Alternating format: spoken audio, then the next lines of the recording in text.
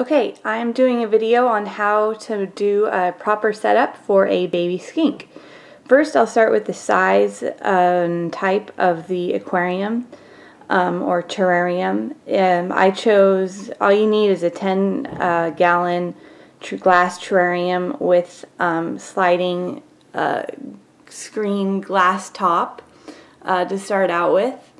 And then for the ground surface, you'll see it either called bedding or substrate.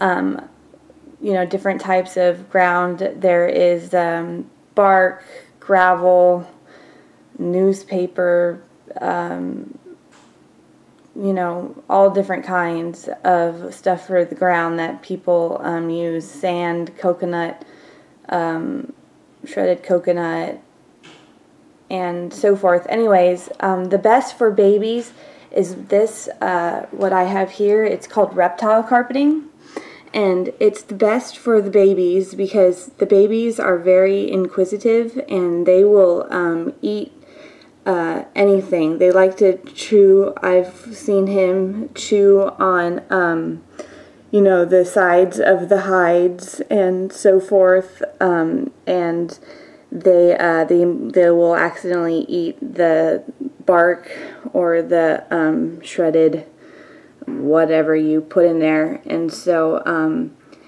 I like to use reptile carpeting for that. And if you are one that likes to feed your skinks inside the cage, they will most certainly accidentally ingest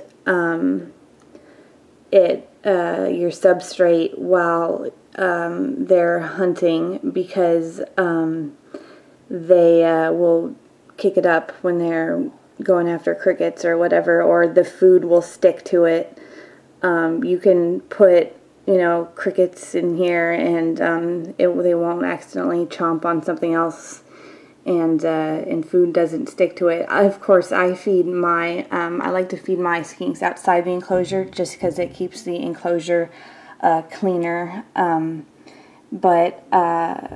But yeah, so that's what I chose for the ground. Next we have on our list is a shallow water dish.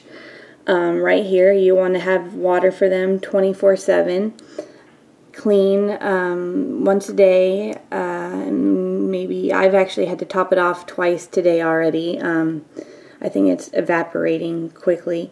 And then you want to have it low to the ground so it's easier for the babies to get to, so they don't have to do much climbing to find it. Skinks aren't climbers, so everything should be, you know, kind of low to the ground. And next we have, I've got my 2 hides. You want one hide in the warm section, which is where he is right now, and one hide in the cool section, which is over here. And so far he's chosen to, which isn't a surprise, he likes the one in the warm section, which is right here. I place the hide over the what you call it, heat lamp, and so it gets nice and warm under there, and he really likes that.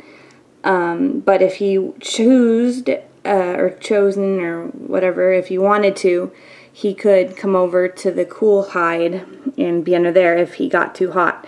But you want your skink to be able to decide whether it wants to be cool or hot, so make sure you have 2 hides in there.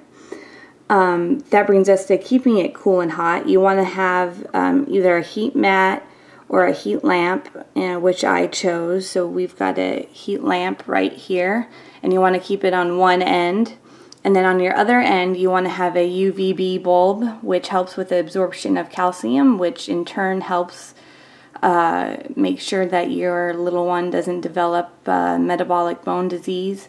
It also you know, adds a little naturalistic look to your aquarium, and it doesn't keep these guys in the dark. You don't want to keeping them in the dark. And the very last thing that I wanted to point out is the background.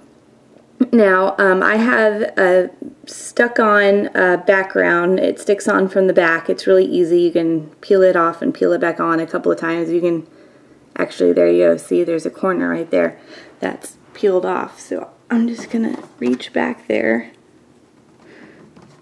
and stick it back on. And so, see, that was easy. So the background helps, one, the animal to feel more secure, so they're not in so much in a glass box. And then it also helps, notice you can't see my ugly cords hanging behind there, which I kind of think is nice, or you would see two cords hanging down. So it makes it look nicer, it gives a more naturalistic feel to the aquarium, and it makes the animals feel more secure. So that's it. That is Indivar's aquarium, or more, I should say, terrarium, but you can call it either way. So thanks for watching.